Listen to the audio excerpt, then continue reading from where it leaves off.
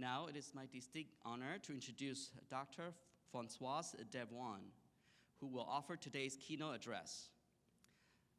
Dr. Françoise Davoine is a renowned French psychoanalyst, scholar, and teacher whose work bridges the worlds of literature, trauma, and healing. It has been a true great pleasure to getting to know her in the past few days. Françoise has taught over 3 decades at the School for Advanced Studies in Social Sciences in Paris. Her groundbreaking work explores the intersections of individual and collective trauma, especially as they relate to war, madness, and loss. With her late husband, Dr. Jean-Max Gaudidier, she developed a powerful approach to psychoanalysis grounded in both classical literature and lived experience. Her books have reached readers across disciplines and continent. Her talks, whether at Stanford, Yale, or in monasteries around the world, are known for their clarity, courage, and deep humanity. Please welcome the 2025 DRBU Commencement speaker, Dr. Françoise Davoine.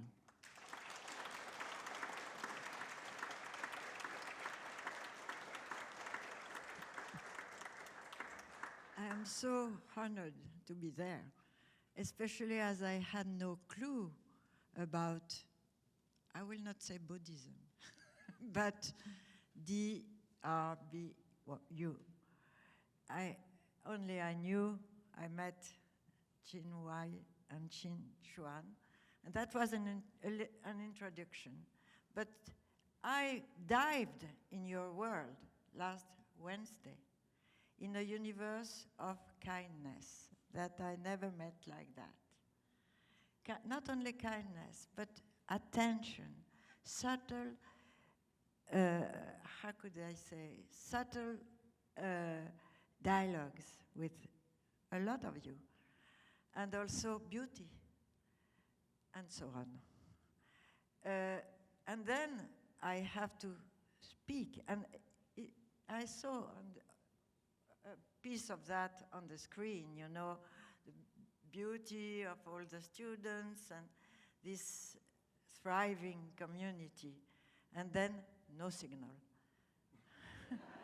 And I thought that was my speech, what to say, because I will go back to Paris tomorrow, and I feel like going back to wilderness after experiencing, you know, your community. But then I will speak a little from what I know of Buddhism beforehand. It was through Chan, a little, very little. And these riddles are those impasses, you know, like coming from a universe of kindness to wilderness, those harsh, no transition passage is what is in some Chan riddles, I will tell you, but also what I experienced with patients in the public asylum where I worked during 30 years. I tell you one. A man who was hospitalized since a long time told me, it's when I'm well that I am bad. And it's when I'm bad, I go bad, that I am well. Answer that, like a Master Chan. Answer to that question. Quick. That's exactly the position of the analyst facing those persons who are not neuronally deficient. On the opposite, very keen, very sharp. So what I understood of that riddle is when you get well, of course, you trust. You are in a universe of trust. So you can bring what's going bad because you trust in order to share it, to process it, to heal it. So that is always this balance. In the commencement, now, dear graduates and teachers, the commencement is like that. It's a step that you cross to the unknown, after all. It's full of promises, of hopes, of course, and also of what is it? What shall I do? I remember myself, at least this was my experience, when I was your age. You come at the beginning. Commencement in French, it's a French word, which means beginning, commencement. We don't say commencement, we say commencement.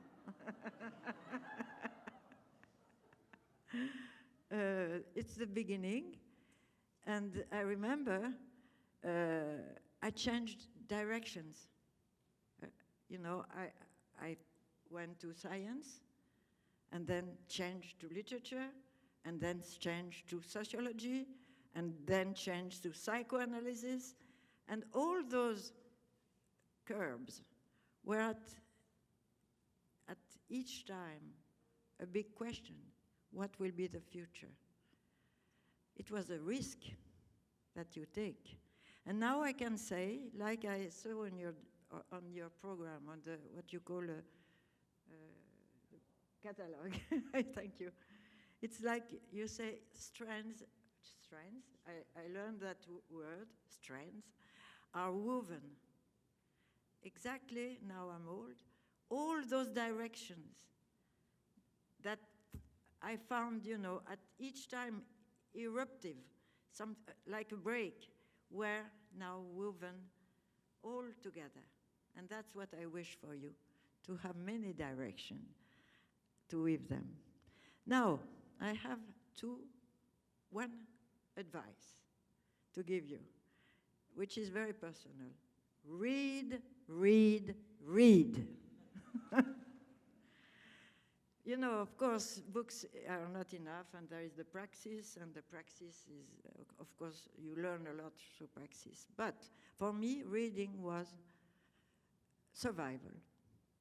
I was born during the war, and there were bombardments, and we had to flee. We were always refugees in the village around. And one day, a lady, I was perhaps 2, it was the end of the war, she gave me a book. And believe me, I still have it.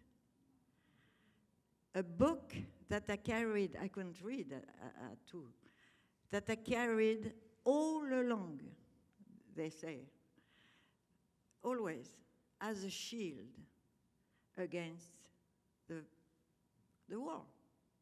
But even after, I always have a book with me. If I go somewhere, I don't have it, it's like my doll.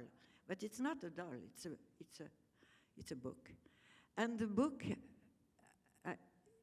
what was the book? It was a coloring book about Don Quixote and Robinson Crusoe. And now it's full of, it's full of, I did not know how to color, so it's really in bad shape. But read, read, read. And so I will tell you about a book which I met in the 70s, which was Lynchy, you say in here? I don't know in English. Les Entretiens de Lynchy. So Lynchy sayings, I don't know the title.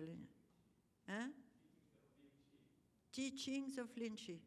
Okay, in French, Les Entretiens de Lynchy, which were very well translated by a French sinologist called Paul Demiéville. I wanted to meet him, but he died that same year.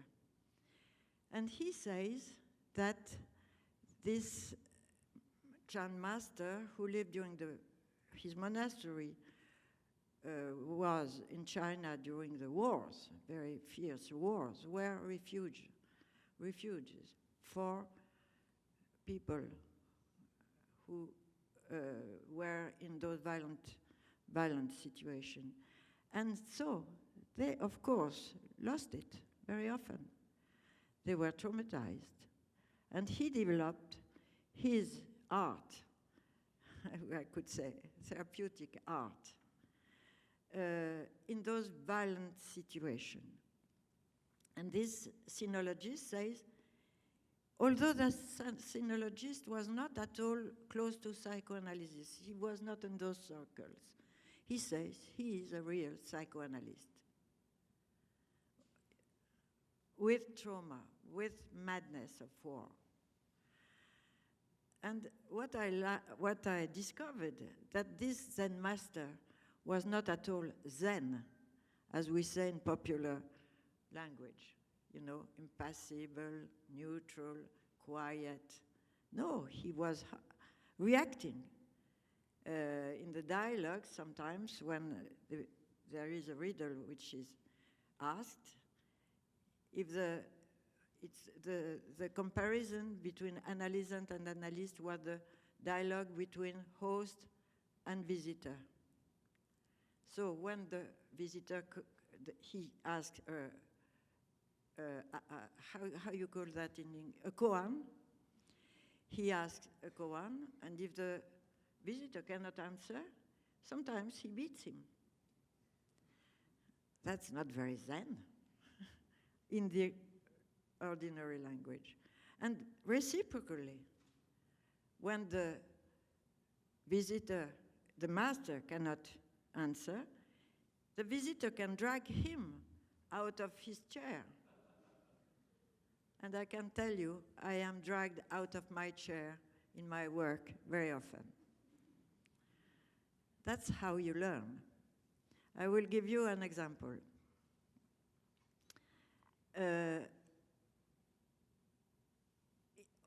With those impasses, you know, because very often in our work with trauma and psychosis, we are not people who stay silent and wait session after session. We are impelled, we are obliged to react. And so that a young man came to see me, shall I say where I tried for confidentiality not to say, but where he comes from, but as you will recognize, I tell you the place, Korea. He came from Korea, and he spoke good French, and he wanted to become an analyst. And he wanted me to train him as an analyst. And I say, no, there are institutes for that. I don't do that. And he said, I've been in every institute in Paris, and I cannot relate. I cannot speak there. I feel always outside. I cannot. Okay, so I accepted. His story, he put me out of my chair very quickly. He said, first, he complained, you are too talkative.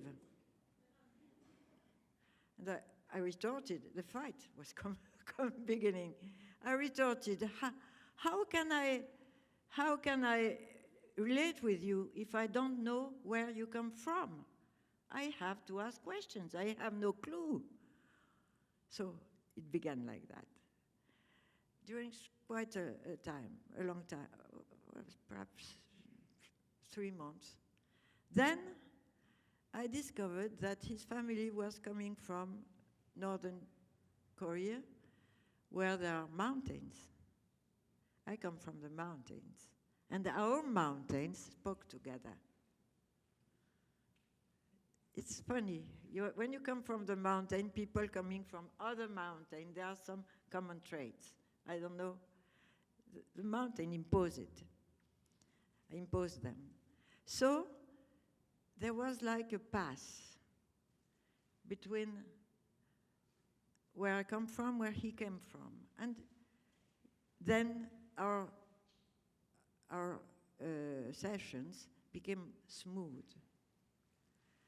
The problem for him was that his parents had to exile themselves from the north when the parallel 30, 37, 38, what is the number? There is a parallel between the two Koreas. closed. And so they had exiled, thinking they could come back, and they had left beloved ones, among whom an older child that they couldn't see afterward. He was like disappeared. So we worked, and at the end, the last session, this young man said it ended like a Zen encounter between host and visitor. And I will read a letter that he sent me after he returned to his country. So that is a letter. I ask you an enigma.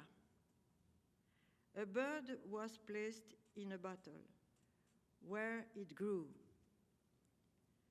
How can it be brought out without being injured?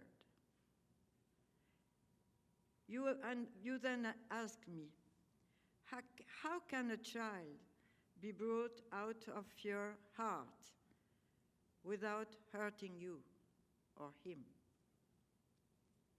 Your question shocked me.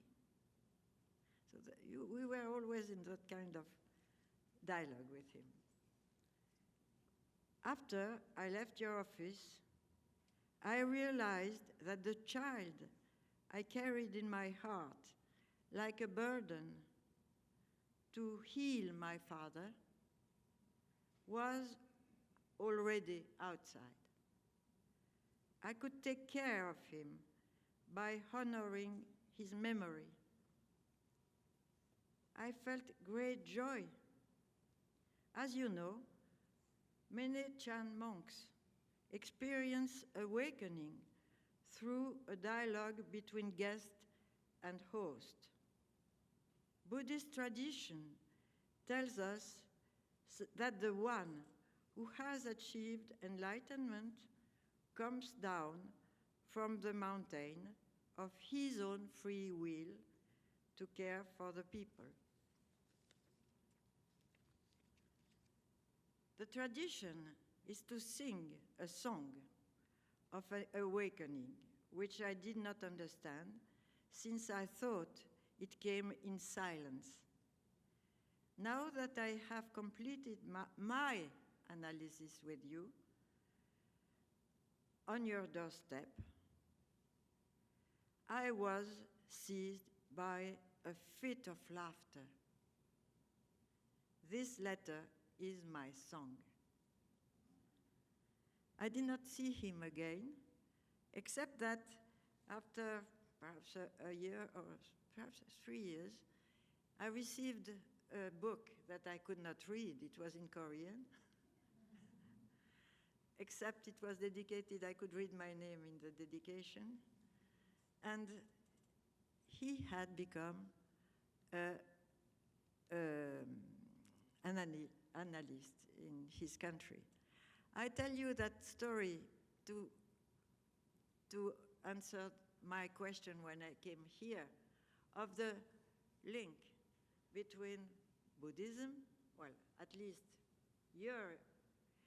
your community, healing community, what I perceived when I came, and psychoanalysis. And there are many, many bridges, and not only bridges, I would say resonance, like in music. Like if you play music, I play another music, and we make a harmony between them. And so I want to thank you for this incredible experience, and thank particularly Chin Chuan and Chin Wei, who brought me here. Thank you.